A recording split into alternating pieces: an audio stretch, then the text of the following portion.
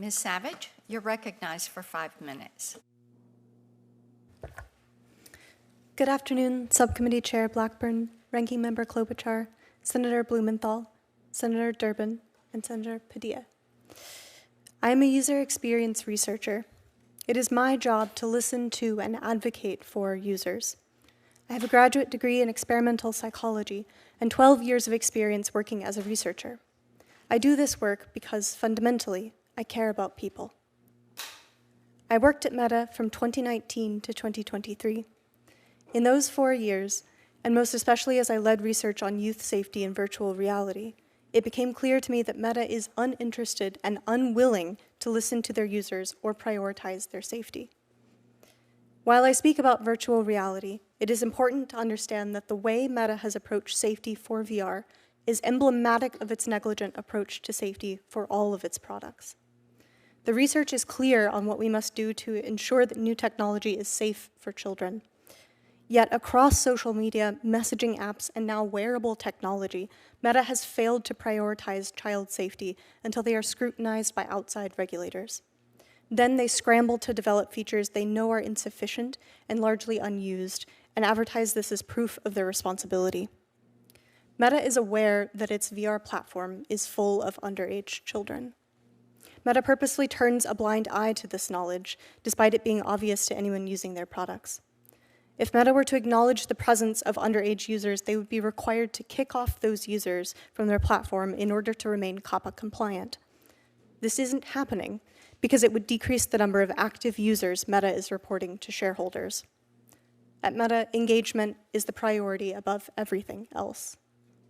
Because VR is immersive and embodied, negative experiences cause greater psychological harm than similar experiences on an iPad or an Xbox. In VR, someone can stand behind your child and whisper in their ear, and your child will feel their presence as though it is real. VR is tracking a user's real-life movements, so assault in VR requires those movements to happen in real life. What happens in virtual reality is reality. Most importantly, Meta is aware that children are being harmed in VR. I quickly became aware that it is not uncommon for children in VR to experience bullying, sexual assault, to be solicited for nude photographs and sexual acts by pedophiles, and to be regularly exposed to mature content like gambling and violence, and to participate in adult experiences like strip clubs and watching pornography with strangers.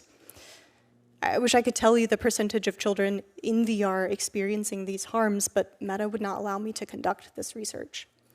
I personally saw these things happening in VR, consistently heard reports from teens and parents in research, and read countless accounts from concerned parents online. It's easy to learn that children are not safe using Meta's VR products just by reading public reviews like this one. Thanks, Meta, for making this the pedophile kingdom. They have made it so easy for us to meet and exchange information with children here. Meta first acquired Oculus, its VR technology, in 2014. I was the first and, for a time, the only researcher dedicated to understanding whether its VR software experiences were safe for children, and I wasn't hired until 2022. So for 8 years, as tens of millions of headsets were sold, Meta did not think about the safety of the children it relied on to achieve global market dominance. Throughout my time on Meta's VR youth team, child safety issues regularly went unresearched, despite the frequency and severity of the harm. I was given a legal counterpart to scrutinize everything that I did, to tell me what research I could and could not conduct, and to ensure my research reports would not create risk to Meta, should they be publicly disclosed. I was told not to investigate the kinds of harm children were experiencing in VR, and made to feel I was risking my job if I pressed the matter. Instead of amplifying the voices of our users, my work began being used to silence them so that Meta could claim deniability.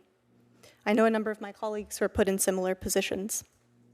Meta cannot be trusted to tell the truth about the safety or use of its products. Meta says it doesn't have a record of the large number of underage children using VR.